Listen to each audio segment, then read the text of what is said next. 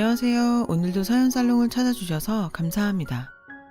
저는 4살짜리 딸아이를 키우고 있는 결혼 7년차 주부예요.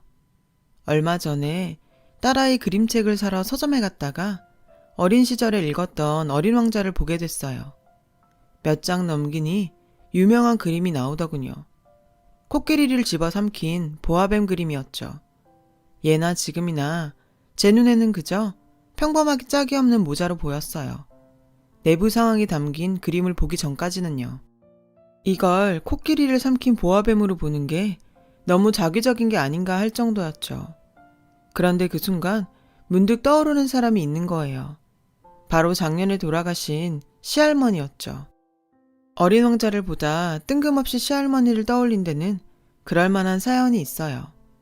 그래서 동네에서 유명한 욕심쟁이로 손에 쥔 건 절대로 내놓는 일이 없었던 저희 시할머니 이야기를 해볼까 해요. 남편과 저는 캠퍼스 커플로 대학교 재학 중에 만났어요. 남편은 성인이 되고 처음 만난 남자였죠. 그랬던 사람과 결혼해서 아이까지 낳고 살게 될 거라고 누가 상상이나 했겠어요? 사귀고 반년쯤 지났을까요? 남편은 군입대를 하게 되었고 당시만 해도 순진했던 저는 곰신으로 살다가 남편이 제대하고 몇 년 후 결혼을 하게 되었어요. 결혼을 해보니 시댁은 엄청난 대가족이더라고요. 시아버지는 9남매 중 셋째셨거든요. 명절이나 제사 때 친척들이 다 모이면 집안에 발 딛고 서기가 힘들 정도였죠. 긴 연애 기간 중에 남편한테 친척이 많다는 얘긴 들었지만 이 정도일 줄은 정말 몰랐어요. 게다가 시할머니 성격이 장난이 아니라서 인사드리러 가는 날을 앞두고 걱정이 이만저만이 아니었죠. 그래도 손주사랑은 할머니라는데 별일이야 있겠냐 싶었죠. 그런데 그건 제 오산이었어요. 들어서 아는 것과 실제로 경험하는 건 천지 차이더라고요. 시할머니는 작은 체구에 호리호리한 체격을 가지셨지만 풍기는 아우라가 상당했어요. 딱 여장부 스타일이었죠. 모르긴 해도 모성애보다는 자기애가 더 강한 분 같았어요. 제가 준비해간 홍삼 세트를 드렸더니 엄청 좋아하시며 바로 안방 장롱에 숨기시더라고요. 자식들이나 손주가 오면 꺼내주시려고 그러시나 했죠. 그런데 아니더라고요. 나중에 남편한테 들어보니 시할머니는 좋아 보이거나 욕심이 나는 물건을 종류와 상관없이 전부 당신 장롱에 숨겨놓는 버릇이 있다는 거예요. 한마디로 욕심이 많으셨던 거죠. 처음엔 그 모습이 귀엽다고 생각했는데 겪어보니 꼭 그렇지만도 않더라고요. 오죽하면 저희 시어머니를 비롯한 모든 며느리들이 시할머니의 그런 행동에 학을 뗐겠어요. 전에 노인정에서 나눠준 빵을 당신이 전부 가지고 와서는 글쎄 드시지도 않고 장롱에 처박아뒀지 뭐니. 그 바람에 곰팡이 냄새가 온 방 안에서 진동을 했다니까. 시어머니는 저와 단 둘이 있을 때 이렇게 당신의 시어머니 흉을 보셨고 그 얘기를 들은 저는 가급적 음식료는 시할머니께 드리지 말아야겠다고 생각했어요. 그런데 어머님께서 이러시더라고요. 너 혹시라도 어머님께 뭐 사다 드릴 생각일랑 하지도 마라. 노인네가 쓰지도 않고 장롱에만 처박아놔서 나랑 네 작은 엄마랑 그거 몰래 치우는 게 일이다. 아주 별의 별게 다 나온다니까. 처음엔 치매가 아닌가 싶어서 얼마나 놀랐는지 몰라. 최근에 네 노인네가 어디서 났는지 홍삼까지 숨겨놨더라. 일찍 발견했기에 망정이지 유통기한 지났으면 아까워서 어쩔 뻔했니. 저는 차마 그 홍삼이 제가 사드린 거라고 말하지 못했어요. 그랬다간 혼날 게 뻔했으니까요. 시어머니는 그렇게 말씀하시고는 싱크대 서랍장에서 홍삼 스틱을 하나 꺼내 드시더라고요. 제가 시할머니께 사다 드린 바로 그 문제의 홍삼이었죠. 제가 홍삼 스틱을 빤히 쳐다보고 있자 어머님은 제게도 하나 먹어보라고 주시더라고요.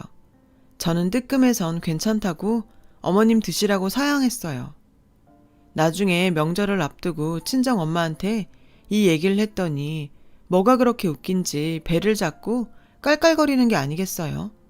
제 딴에는 앞으로 선물을 뭘 해야 할지 고민돼서 했던 얘긴데 말이죠. 왜 웃어? 난 심각한데. 웃지만 말고 앞으로 시할머니 댁에 갈 때 뭘 사갈지 생각 좀 해보라니까. 어머님 말대로 빈손으로 갈 수는 없잖아. 돈으로 드리기도 그렇고.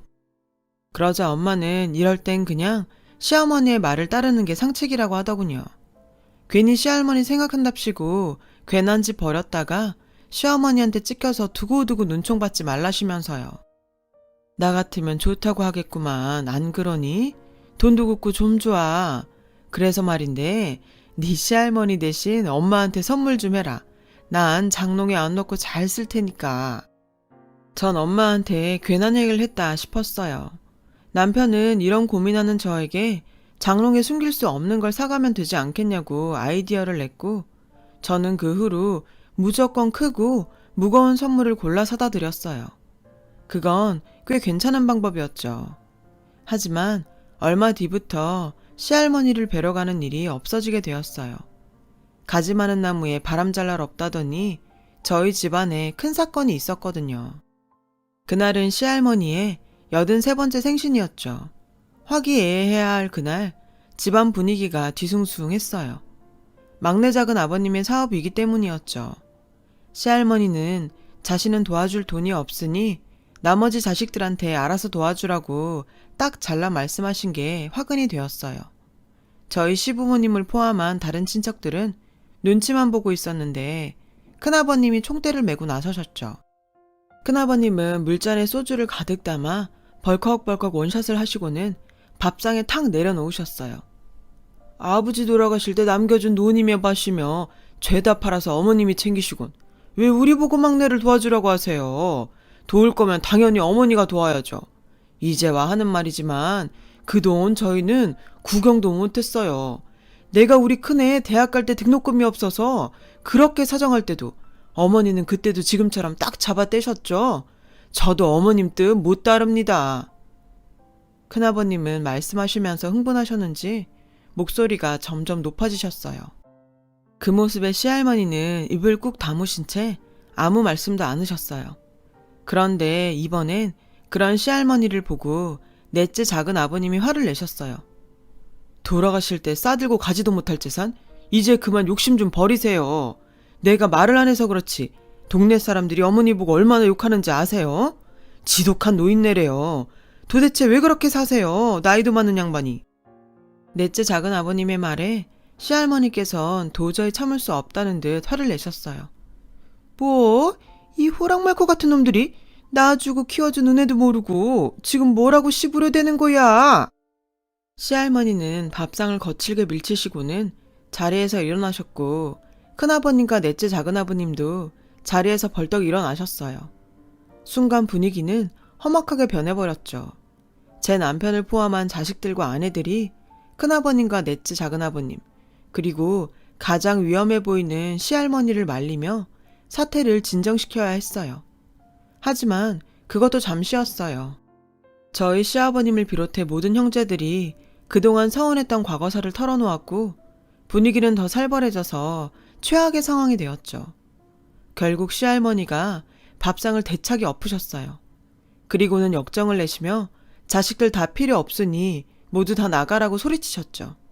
그리고 다신 이 집에 얼씬도 말라며 불호령을 내리셨고 우린 쫓겨나다시피 집을 나서야 했어요.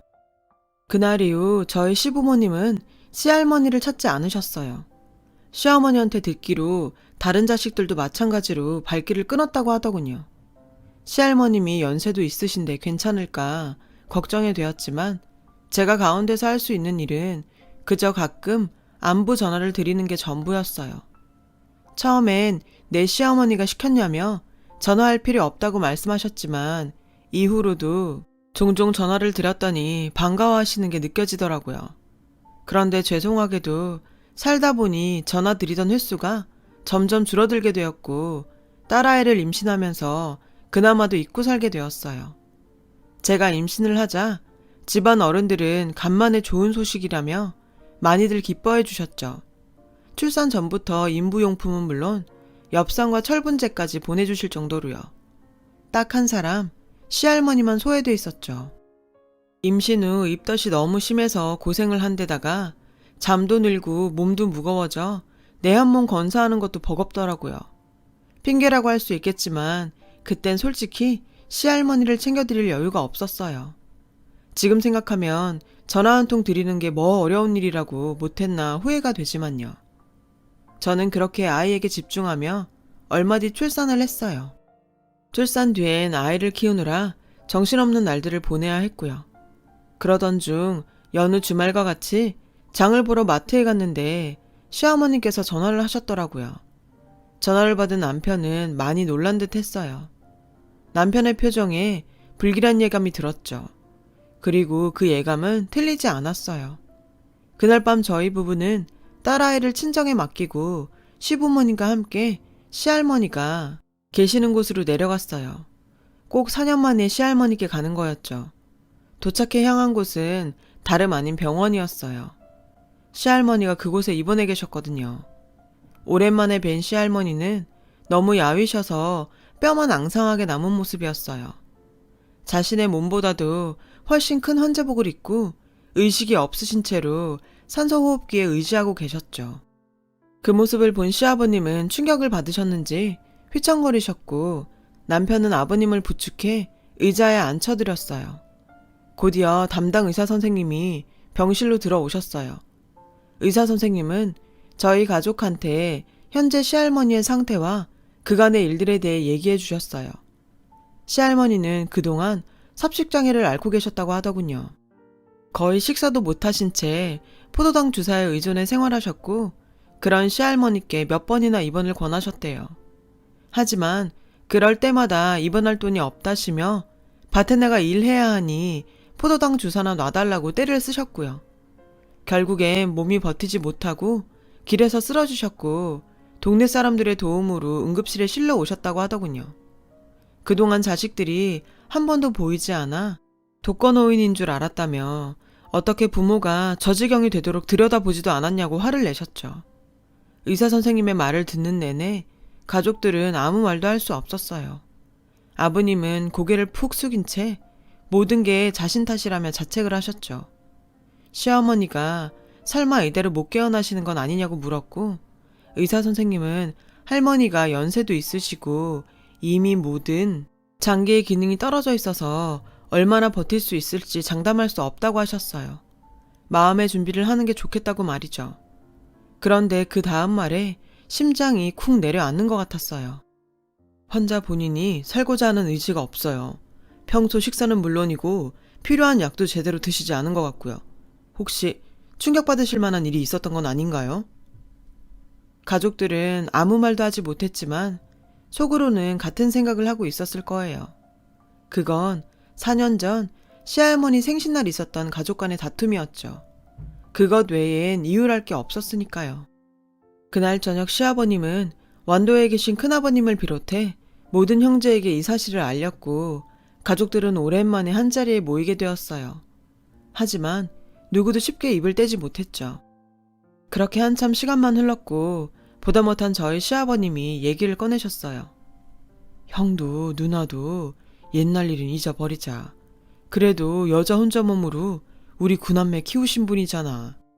가슴에 섭섭한 거 하나쯤 다들 있는 거 알지만 그래도 그동안 우리 시집 장가 다 보내주셨고 노인네가 지금껏 우리 손 하나 빌리지 않으셨잖아.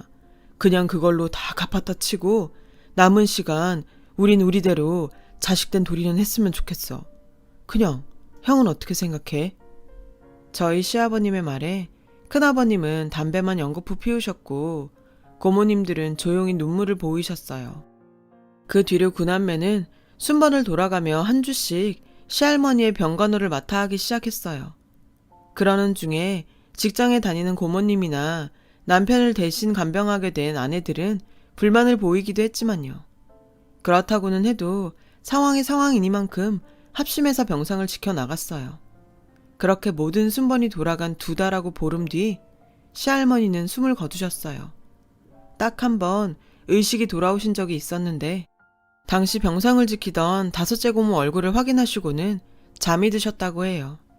그래도 시할머니가 당신 곁을 지키는 자식이 있다는 걸 알고 가셔서 다행이란 생각이 들었어요. 장례를 치른 뒤 시어머니와 함께 할머니 목까지를 태우러 다시 내려갔어요. 거기서 처음 장롱을 열어보게 되었죠.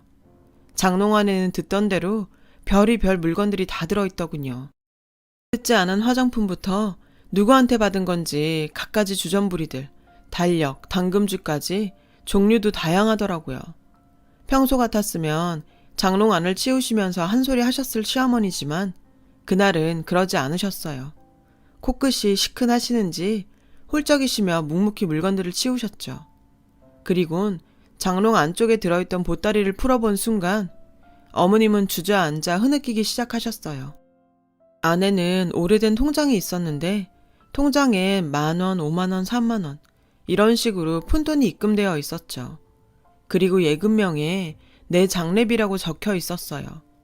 아마도 창구 직원에게 그렇게 찍어달라고 하셨던 모양이에요. 나중에 안 사실인데 저희 시할머니는 글자를 모르셔서 당신 이름도 혼자 적지 못했다고 하더라고요. 당신이 죽고 자식들이 봐야 그 돈으로 장례를 치를 테니 직원을 시켜 그렇게 적어 놓으신 것 같았어요. 그 통장을 내려다보시며 시어머님은 한참을 우셨고 저도 눈물을 흘렸죠. 그 사이 옷가지를 챙기러 갔던 어머님과 제가 오지 않자 시아버님과 남편이 왔고 문제의 통장을 보고는 당신도 참지 못하시고 울음을 터뜨리셨어요. 이후 아버님의 형제분들도 그 통장을 보시고는 한참이나 눈물을 흘리셨죠. 결국 집안이 눈물바다가 되고 말았어요. 마지막 가시는 길까지 자신이 아닌 9 자식들을 먼저 생각했던 어머님의 마음을 그제야 알게 된 거였죠. 하나같이 눈이 퉁퉁 부은 자식들을 보며 당숙 어르신은 형수가 자식 농사를 아주 잘 지었다며 그렇게 고생만 하더니 마지막은 호강한다고 웃으셨어요. 그런데 당숙 어른을 통해 의외의 사실을 알게 되었지 뭐예요. 4년 전 큰아버님을 말씀하셨던 시할아버님의 유산 얘기였죠. 알고 보니 시할아버님이 남겨주셨다는 논과 밭은 시할아버님이 살아 생전에 이미 빚으로 다 날리셔서 그동안 그 논밭에 소작을 맡아왔던 거라더라고요. 시할머니는 자식들에겐 남편의 빚에 대해서 입도 뻥긋하지 않으시고 당신 혼자 전부 짊어지셨던 거죠. 평생을 가난과 싸워가며 9남매를 키워야 했던 시할머니는 뭐 하나 온전히 당신을 위해 써보지도 못했고 그런 습관이 몸에 밴 탓에 선물을 받으면 무조건 장롱에 넣으셨던 거예요. 그런 모습이 욕심 많은 노인네로 보였던 거죠. 살아 생전에 이런 말씀을 직접 해주셨더라면 오랜 시간 동안 오해하며 살지 않아도 됐을 텐데 그 점이 많이 안타까웠어요. 4년 전 자신의 어머니 생신날 서운함을 쏟아내고 발길을 끊으셨던 큰아버님은 장례를 치르고도 한동안 시할머니 댁을 떠나지 못하셨어요. 죄스러운 마음 때문이었겠죠. 큰아버님은 주인 잃은 집과 물건들을 매일같이 쓸고 닦고 손을 보셨고 특히 장롱은 더욱 공을 들여가며 기름칠까지 하셨어요. 아마도 그렇게나마 마음의 빚을 털어내고 싶으셨던 모양이에요. 시간은 흘러 시할머니의 첫 제사가 돌아왔고 늘 시할머니의 흉을 보던 저희 시어머니는 큰 어머님과 함께 정성껏 제사 준비를 하셨죠. 누구 하나 싫은 소리 없이 제사 음식을 준비하는 걸 보면 다들 여전히 가슴 한켠에 시할머니에 대한 죄송함이 남아있는 것 같다 생각했어요. 언젠가 시어머님과 길을 가다가 예쁜 꽃을 보게 되었는데 이러시지 뭐예요. 그렇게 꽃을 좋아하시던 양반이 돈은 아까워 꽃은 못 사고 봄만 되면 산으로 들로 그렇게 꽃 보러 다니셨다. 그걸 알면서도 하도 얄미워서 그 흔한 꽃화분 하나 안 사드렸는데 그게 이렇게 가슴에 맺힐 줄 누가 알았겠니. 부모님 살아계실 때 섬기길 다 하라더니 그 말 딱 맞는 말이다. 어머님은 그 얘기를 하시며 눈가가 촉촉해지셨어요. 그 모습을 보는데 문득 그런 생각이 들더라고요. 당시엔 지긋지긋하던 순간도 시간이 지나면 모든 게 추억으로 남는구나 하고 말이에요. 하지만 적어도 한 가지만큼은 절대로 추억이 될 수 없을 것 같았어요. 시할머님이 살려는 의지가 없었다던 의사 선생님의 그 말이요. 그 말이 제게는 정말 충격적이었거든요.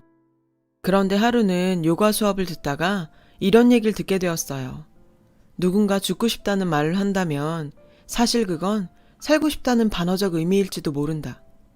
그 말의 순간 저도 모르게 하염없이 눈물이 흐르더라고요. 시할머니는 어쩌면 죽고 싶었던 게 아니라 살고 싶었던 걸지도 모른다는 생각이 들어서였죠. 누구보다 자식들을 곁에 두고 행복한 삶을 꿈꾸셨을지 모른다는 생각에 몇 년간을 발길을 끊고 지냈던 지난날을 후회하고 참회하게 되었어요. 이젠 너무 늦어버렸지만요. 하지만 비온 뒤 땅이 굳는다고 시할머님이 돌아가신 이후로 집안엔 많은 변화가 생겼어요. 특히 시할머니 혼자 지내시던 집은 더더욱 그랬죠.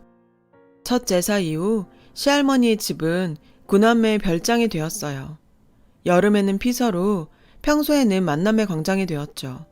마당에는 꽃나무가 가득 심어졌고요. 그리고 문제의 장롱 위에는 시할머니의 영정사진이 떡하니 놓이게 되었어요. 그 안은 갖가지 것들로 가득 채워졌고요. 구남매와 손주들이 채워 넣은 것이었죠. 한 명이 시작하니 마치 경쟁이라도 하듯 선물이며 편지, 전해드리고 싶은 소식들을 적어서 장롱에 넣어두고 있어요. 하늘에서 지켜보실 거라 믿으면서요. 사실 저도 장롱에 넣고 싶은 물건이 하나 있어요. 다름이 아닌 저희 시어머님이 중간에서 가로챘던 홍삼정이요. 처음 남편이 인사를 가자고 할 때 시할머니는 어떤 분이실까 긴장하며 골랐던 저희 첫 선물인데 제대로 전달이 안 돼서 속상했거든요. 그래서 이참에 한 상자 넣어드렸어요. 그런데 장롱문을 닫는 순간 장롱 위에 놓인 시할머니 영정사진과 눈이 마주쳤지 뭐예요. 왠지 저를 보며 웃고 계신 것 같아서 괜히 뿌듯하더라고요. 할머니, 거기서는 숨겨놓지만 마시고 꺼내두고 맛있게 드세요. 저는 누가 볼까 싶어 사진 속 시할머니께 속삭이듯 말했어요. 말도 많고 탈도 많았지만 다행히도 그렇게 시할머님은 자신을 둘러싼 오해와 벽을 허물고 가족들 모두에게 애틋한 존재로 남으셨어요. 어쩌면 지금쯤 저 높은 곳에서 자식들을 내려다보며 미소 짓고 계실지도 모르죠. 비록 가족으로 지낸 시간은 짧았지만 시할머니 덕분에 저는 많은 걸 배우고 깨달을 수 있었어요. 가지 많은 나무에 바람 잘 날은 없지만 그 가지들이 한데 뭉치면 강한 바람과 시련도 이겨낼 수 있다는 걸요. 지금까지 제 이야기를 들어주셔서 감사드려요. 여러분의 가정에 행복이 가득하시길 바래요. 여러분, 사연 댓글에 응원과 현명한 조언 부탁드려요. 좋아요와 구독은 저에게 큰 힘이 됩니다. 오늘도 좋은 일 가득하세요.